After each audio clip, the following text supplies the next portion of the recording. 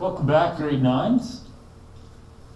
We are continuing our look at chapter 7 on consumerism, and within this chapter and within this concept, it's giving us an opportunity to build some skills.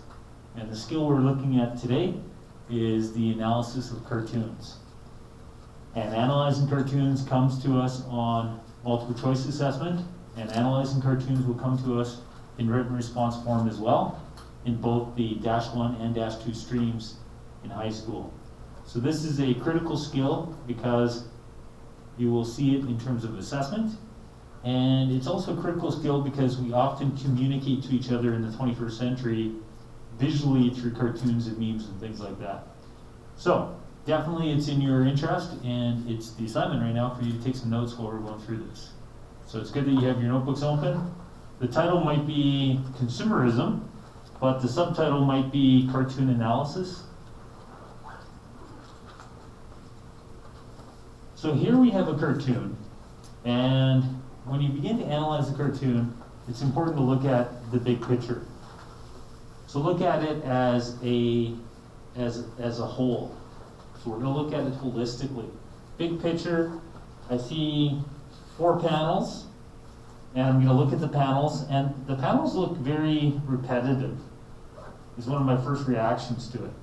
That, you know, what the characters within the panels are doing just repeats. Looks like they're running through a maze.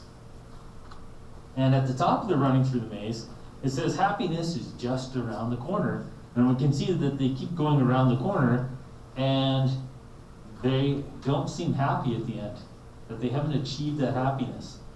That the maze just continues and continues and continues, and there is no happiness. And what are they being told to do? They're being told to work harder, to earn more money, so they can buy more things, and then they just keep going, work harder. So it's like a repeating cycle. That we work hard, we earn money, we buy stuff, but then we got to go and work hard again so we can earn more money to buy more stuff. And along the way, there's some ads. Things like stay ahead of the race, escape from it all, spoil yourself with luxury. But the ads are satirically presented to target mice or rats. But we can see that the rats here are a metaphor for humans. And in fact, it says rat race at the bottom. And rat race is a bit of a colloquial term to describe our lives when our lives are very busy. So here we have rats being used in place of mankind in what is meant to be a comical way, but there's a purpose behind what's being shown here. And in order to find the purpose, sometimes we must look at the source and say, what's the problem in society that the cartoonist is so alarmed about that they said, you know what, I'm going to draw something. You know, take some time, I'm going to draw it. So the problem that they see in society is what? Looking at this source, what is a problem that the cartoonist says, you know what, that's what's wrong with society. And I'm so upset I'm going to draw it. What's their problem that they see in society? So in order to find the problem, we must look at the nuances within the source.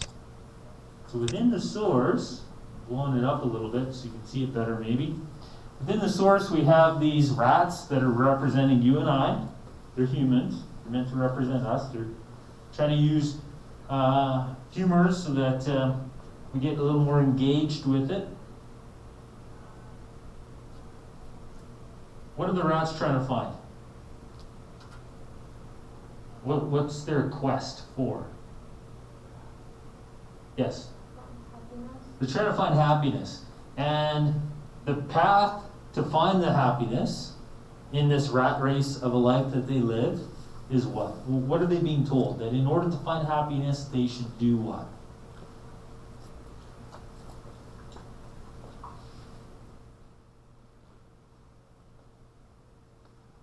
So if the solution to finding happiness was, hey, in order for you to find happiness, you should be yourself, you would see somewhere on here about be yourself.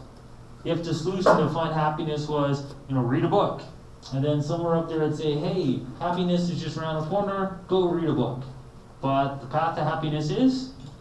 Working harder, earning more money to buy more things. Yeah, so the path to happiness being presented here is, you know what, you want to be happy, first you got to work hard.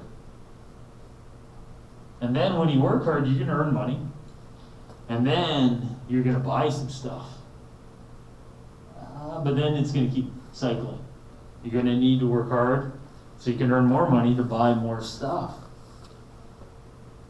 So the problem that the cartoonist is presenting is that these rats, who are representing us, so really it's us, we've been told a lie. We've been told that we can be happy through consumption, through consumerism. This chapter's on consumerism. So we're trying to link this source back to the chapter, and this source is showing rats consuming. They work harder so they can earn money so that they can consume. But then even after they consume, they're still not happy. So this is a source that is showing a problem, and the problem is that consumerism is not the path to happiness, that we've been fed a lie.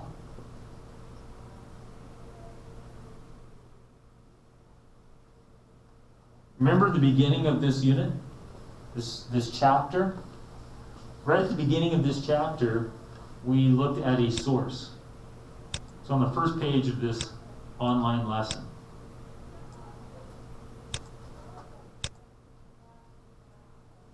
Fulton Sheen says, advertising tries to stimulate our sensuous desires, converting luxuries into necessities, but it only manifests man's inner misery. Those rats have misery. Their lives are characterized by misery. Those rats are living a miserable life, a race that cannot fulfill happiness. And the second sentence, the business world is bent on creating hungers. There's ads all around the maze, which its wares never satisfy. So the rats buy some cheese, but they still go through the maze because the cheese won't give them the happiness. And it's really this last bit that is being shown, illustrated in the cartoon, and thus it adds to the frustrations and broken minds of our times. We're never satisfied. Those rats are not satisfied. They don't reach happiness. And you can see in the reactions of the rats to their circumstance that these rats are not only living miserable lives, but they're frustrated. They're frustrated in that misery. So this cartoonist reflects that other quote that we started the unit with. This idea that consumerism is not a path to happiness, that we've been fed a lie.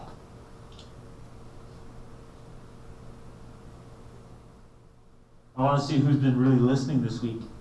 One of the videos we watched was the story of stuff. And on the story of stuff, it talked about how a former president of the United States told Americans that he needed them, America needed them to go consume again. That he needed Americans to get on planes again and to go to places like Disneyland and Disney World again and spend money on their own tourist industry to reignite the economy. What event inspired that president to say, we need to consume again? Anybody remember? That was 9/11, September the 11th, when terrorists attacked America, attacked New York City, attacked Washington, and in those attacks, it ended up creating a lot of uncertainty in America. People were afraid to go out. Should I go to the mall? Maybe not. Maybe the mall is a dangerous place. Maybe there will be terrorists that will target the mall. I remember West Edmonton Mall was linked with a terrorist plot. People said, well, there's going to be terrorists attack the mall in Edmonton. Why wouldn't they? It's such a big mall. So there's a lot of panic and fear in the economy in 2001. And what President George W. Bush said was, we need you to consume.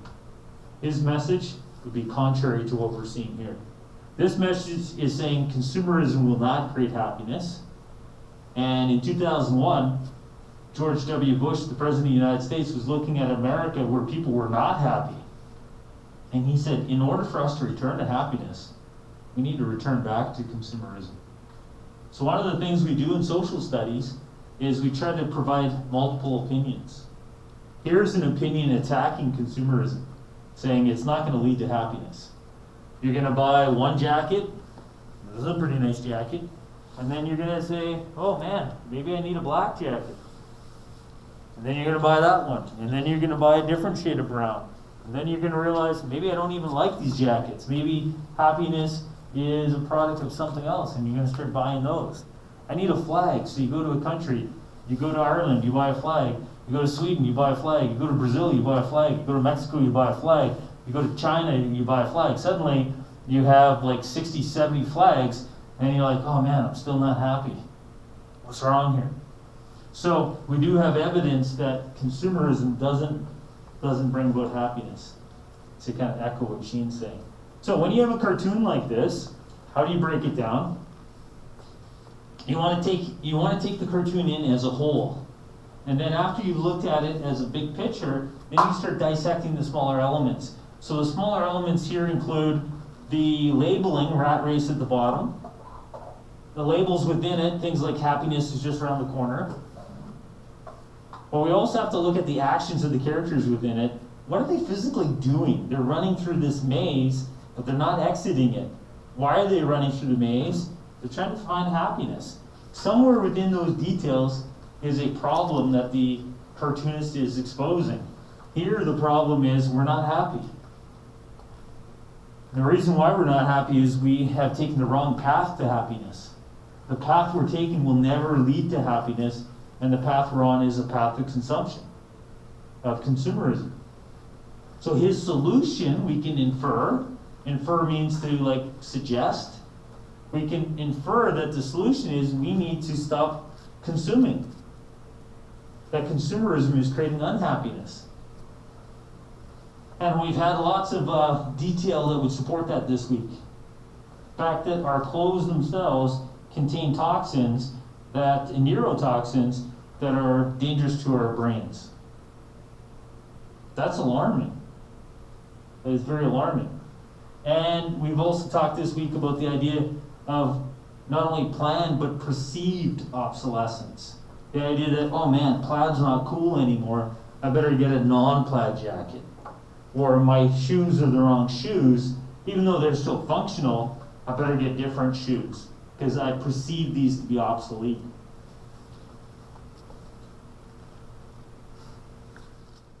So added to this cycle of consumerism, we could add terms like perceived and planned obsolescence, these things that keep us consuming in this rat race.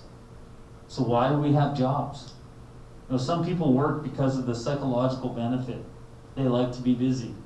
Most people work because they need money. Why do we need money? Well, we are consuming more than twice as much as we did in 1950. Our houses are more than twice as large as they were in 1950. So why do we work longer weeks than we did in 1950? In 1950, in most marriages, most of the time mom stayed home.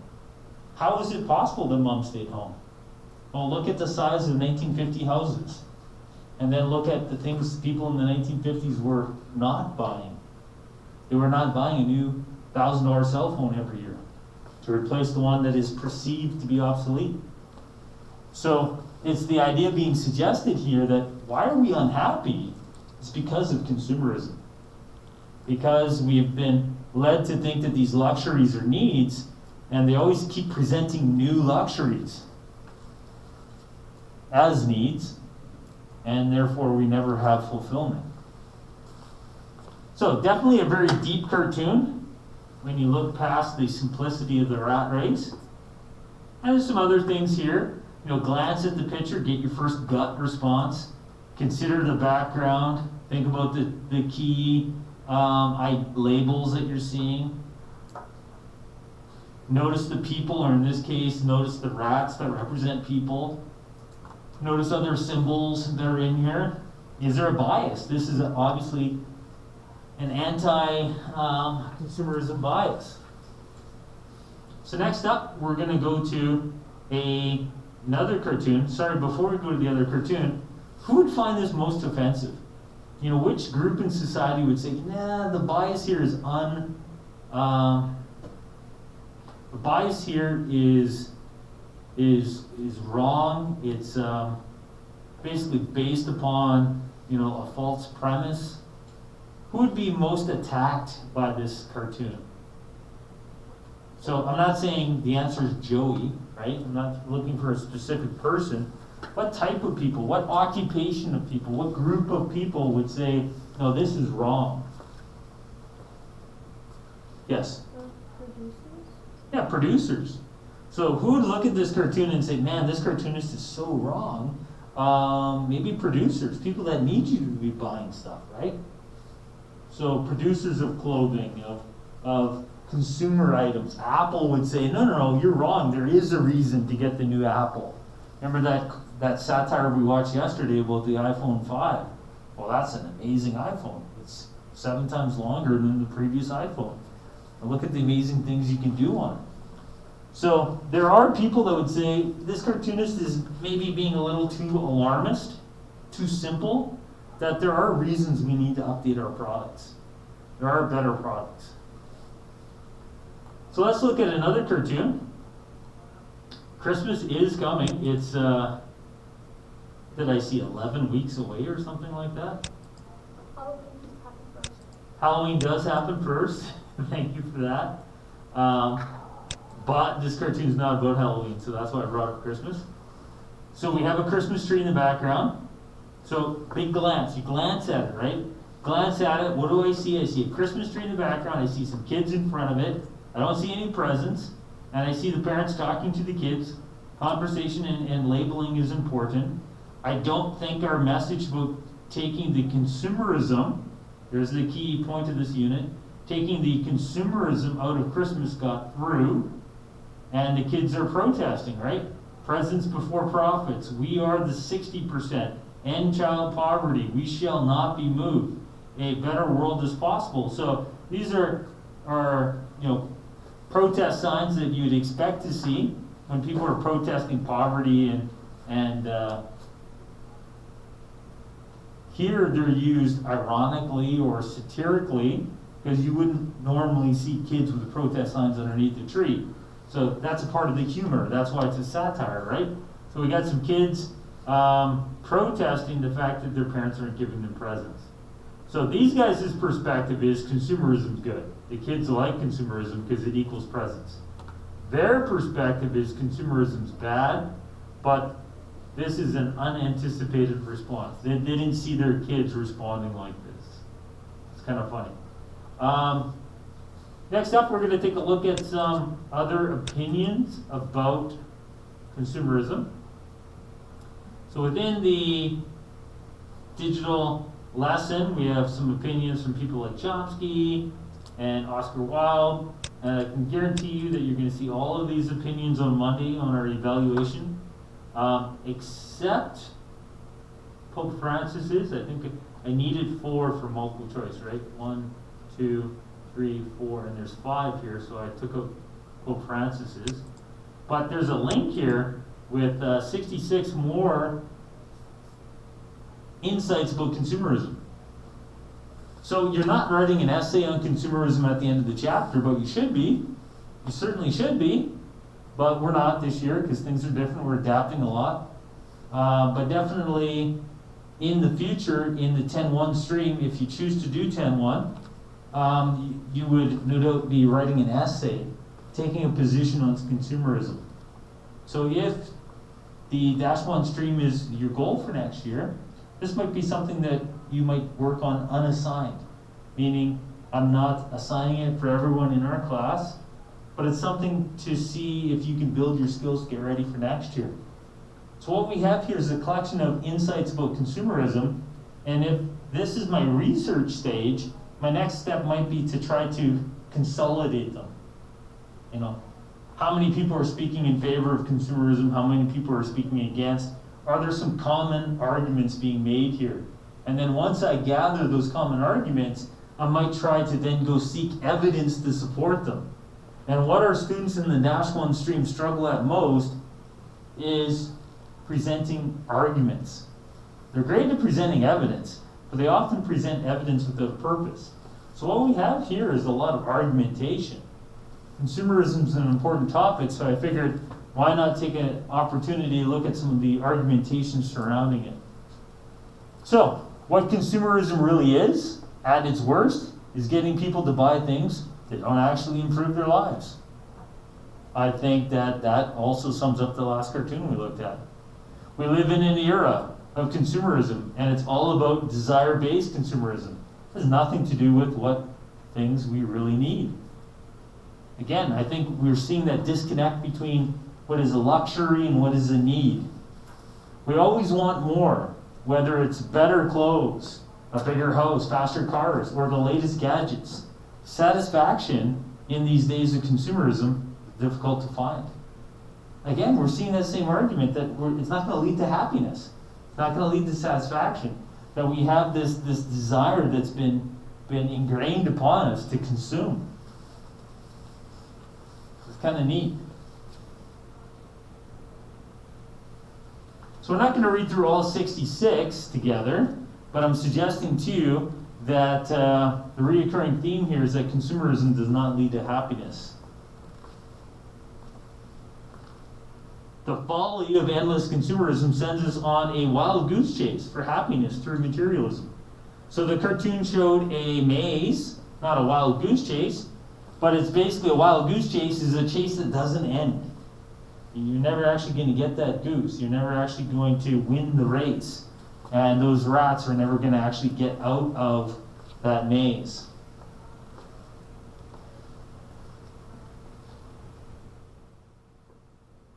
Consumerism. Pink says consumerism diverts us from thinking about, those really important issues like women's rights.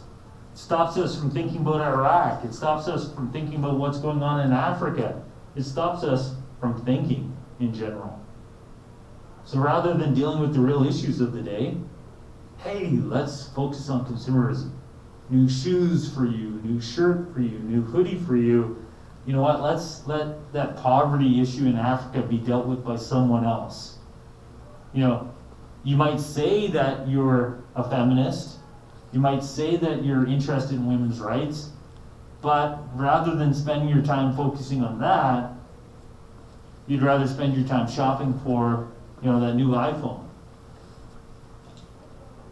So Pink is attacking us. What's the purpose of Pink? She's personalizing it. She's targeting us and she's shaming us, right? In that quote that Pink has, she's shaming us and compelling us to action. She's saying that if you are credible in what you claim to be, then let your actions follow. And she's suggesting our actions are not following what we claim to be. So we have other ones here as well.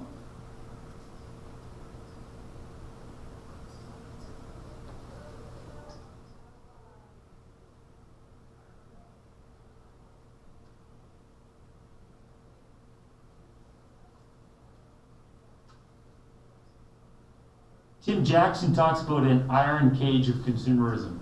An iron cage is in reference to something we cannot escape. An iron cage is a cage we cannot escape. And in 2020, the problem is many of the iron cages that we live in are cages of our own creation. That we are putting ourselves into cages. Tim Jackson is suggesting that we have created a cage out of consumerism. That our own wealth has betrayed us. That in our search for social status, in our search to have others look at us and say, man, that guy's doing well. In our search for that, we put ourselves into a cage.